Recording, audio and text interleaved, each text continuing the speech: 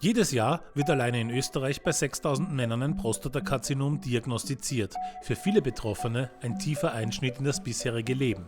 Naja gut, die Diagnose ist natürlich, wenn man umgangssprachlich sagt, ein Hammer. Und da ist nicht die Angst da, die Ungewissheit da, auch ein Stück weit die Orientierungslosigkeit zu Beginn. Die Aussichten auf eine erfolgreiche Therapie haben sich in den letzten Jahren maßgeblich verbessert. Die Herausforderungen von Erkrankung wie auch Therapie reichen aber weit über die rein medizinischen Aspekte hinaus. Sie begleiten die Patienten und ihre Bezugspersonen auch im alltäglichen Leben. Oft entwickeln wir Strategien und Medikamente, die sehr wirksam sind. Jedoch, was oft zu kurz gekommen ist bei diesen wissenschaftlichen Projekten, ist die Patientenerfahrung und die Wahrnehmung der Patienten. Mit dem Projekt PATIO soll genau hier angesetzt werden.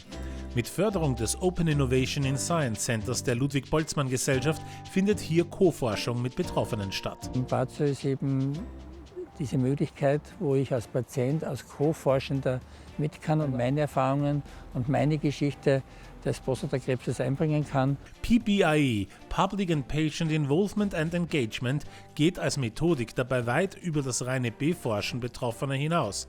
Mit PATIO verfolgt man ein ambitioniertes Ziel. Die Betroffenen auf Augenhöhe in die Forschung einzubinden. Und zwar nicht als Probanden, sondern wirklich um von ihnen zu lernen und auf Augenhöhe mit ihnen auch neue Herangehensweisen, neue Lösungen zu erarbeiten.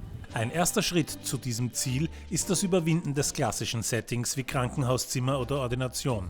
Die PATIO-Workshops finden daher außerhalb des Spitals in informeller Umgebung statt. Der Vorteil ist eben auch, sich hier die Zeit zu nehmen, um zuzuhören und nicht gestört zu werden. Es gibt hier jetzt kein Telefon, es gibt nicht den nächsten Patienten, der wartet, sondern ich sitze hier gleichberechtigt am Tisch und kann mitdiskutieren.